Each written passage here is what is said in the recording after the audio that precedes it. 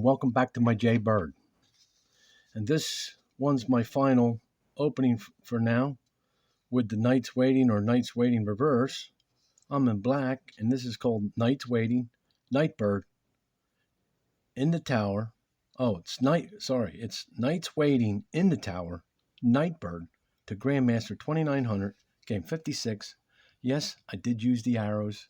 Yes, I used more of my theory on this one and played the game. And here again, he got too aggressive, wanting to attack, and he's not gotten his development right whatsoever, and you can't do that. Let's go. F3, D5, D4, F6, C4, C6, E2, G4, E5, E6. Now the tower's up. Okay? The tower is up. I'm thinking if he does that, I know I can bring my bishop back this way if I had to. And okay. Looks typical. E6, B3. I go D7. Yeah, okay. I weaken myself to do my... And see, this is what these bots do. Now this is 2900. This is what a 1500 does. 16, 17, 18, 19, 2000, 21, 22. I don't know about 23, but they like to bring their queens over and try to go. Well, D Fritz 8 did that too. He did the same thing. When I had a weak spot with a pawn, he'd come down here and say, I can go get 2 pawns right now. Okay.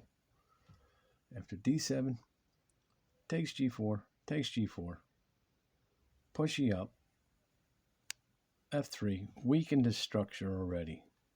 That's weak. That's weak. I know maybe he's got to do something. Don't want to let things get out of hand, but that's weak. After F3, H6, E3. He pushes that. My structure is still better, and even though I'm going to lose this pawn and possibly the 2 pawns, it's still better than this structure. After E3, he's like opening up, and where's his development? That's not a development. After E3, you got to have some kind of structure here, man. After E3, F5. Now I went here. Now I had 2 choices to go here into here to go into the waiting in the tower. But I went here because I thought, well, let's see. Let's see if we can catch him this. And he did. He went G3. He made it worse. E7. And there's your Knights Waiting because it's not a reversed. And actually, the Knights Waiting is stronger than the reverse for the simple reason is you're taking too long to move each knight on the other side of the thing to get it to develop. I mean, not all cases is this good. I mean, I got it done to bring it to you, but it can be done and used in many other cases and variations of how the opening can go. But 3-7, takes B7, A5, takes D5, takes D5. I prefer this, and if he pushes it up, all he's doing is making his situation worse. Because look where his king is. Look at me. Look at this. Now, this is another kind of way of looking at balance. I'm still in a nice balance, and even though, okay, I'm busted here, but he's busted. Look at this. He's just like busted. You opened up too much. After D5 takes A3, into the Knight's Bird. That was E7, E4. Now he goes. Threaten at B8, A6, F6, F4, takes B2, takes C6, castle. And now, look at my situation and look at him. He's not looking good. He started this attack, but now does he got enough to get it accomplished? I'm into the Knight's Bird here right now. After castle, C3, B6, D2, A4, E2, B7, A6, B6, C7. It sees that it's going to go get this rook, and I'm going to get a bishop after C7, A6 takes, B2 takes, but he's got a bit of a problem now. He went up on the exchange, but he can't. What's he going to do? He can't go here. He can't go here. Well, he could go back here. But let's see what happens after this. He goes F2. Oh, if he goes back here, I take this pawn. That's why he didn't want to go back. But now he moves here, trying to connect rooks. Best move right here, E5. If he takes it, this bishop comes up here with a check. And then I'll leave it at that. It could come up here and fork him. He can't get off this lane here because if it moves the queen off it, it could be a check. And if I got to take, well, he could take with his rook there, but after E5, he goes C1. Takes D4. G1. C5. See, he runs now when I got my attack coming. After C5, he goes E5.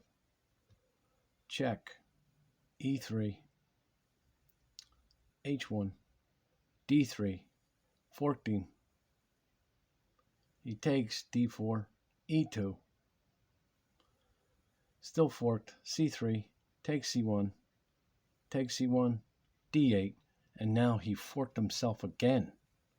Because of his earlier situation here, me getting on that white square and getting in there forced him and not taking a pawn. Then he would have been dealing with another situation, being pinned, and how them continuations would have moved. But after D8, he goes C3, and he's going to lose this game. He's got to defend this, or he's going to lose that knight. So he has to defend it somehow. After H6, G1, I go H7. See, I was thinking about going here, I guess. If he takes, I take, trade the pieces now. After E3, B5. He goes F4, and now you see the blunder. Look at this. Takes D4. Let's go back. See, he tried to want to trade. All right, he takes. I come over. He's defending, but I don't know why. And then he saw that coming, and now he's going to get out of it, but he just got himself into it because he can't take. He'll be pinning his queen to his king.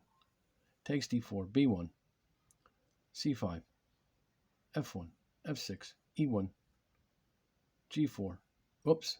After G4, E2, takes A3, G2, B4, F3, D3, C2, takes E1, C8, F8, G4. Of course, I'm going to want to trade.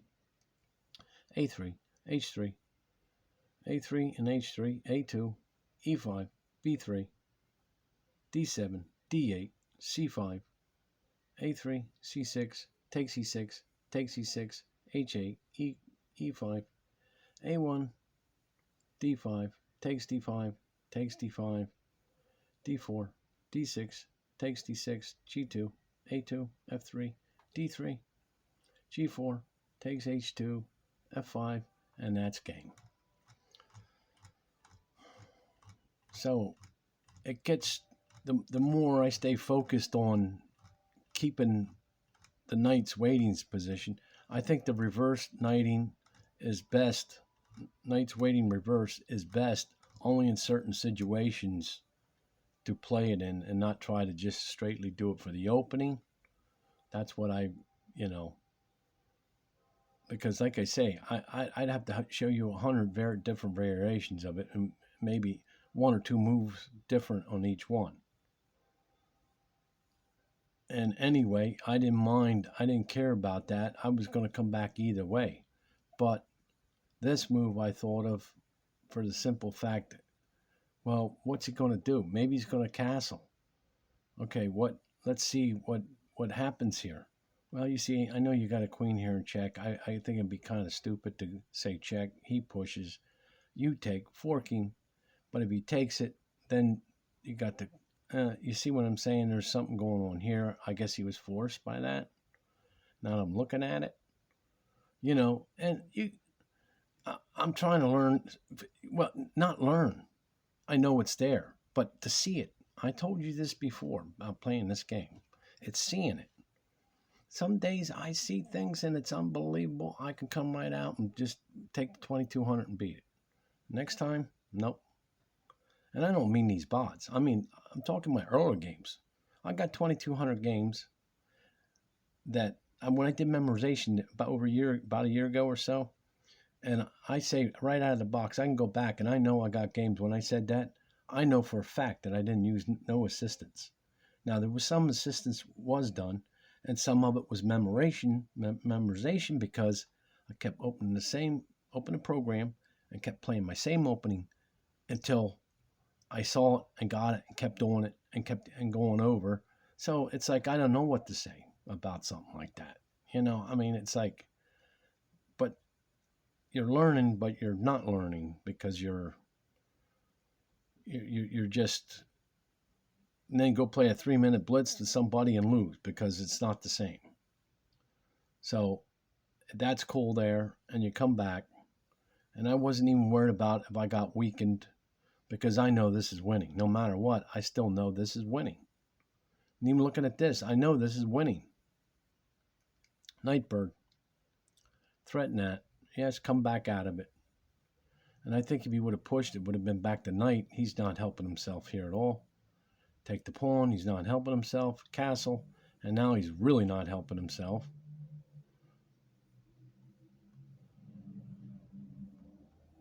And now he wants to go for, yeah, I'm going to get your rook. Yeah, but now I'm going to get your position. Like, is it possible? And like I said, if instead of going here and he goes here, well, he's got this check.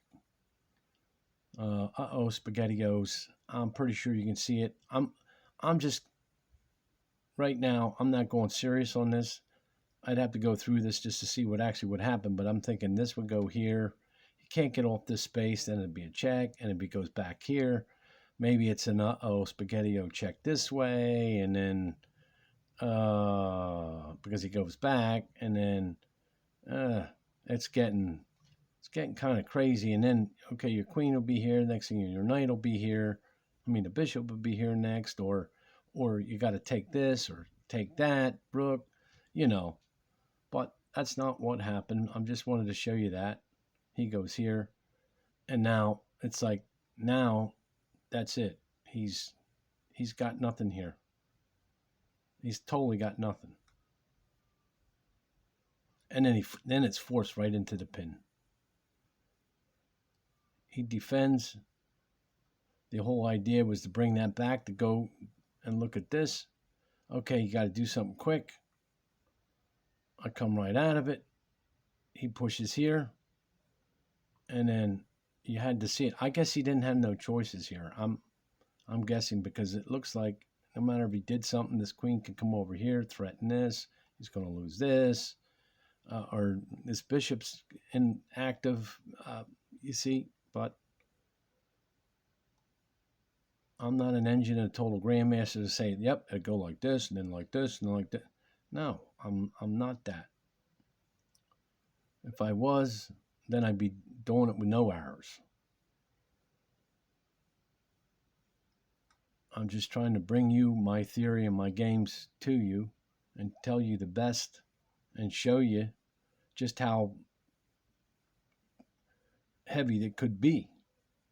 And there's the game. All right, thanks for stopping by. And I think I'm going to have a part 2 of the presentation of them 2 pawns. Thanks.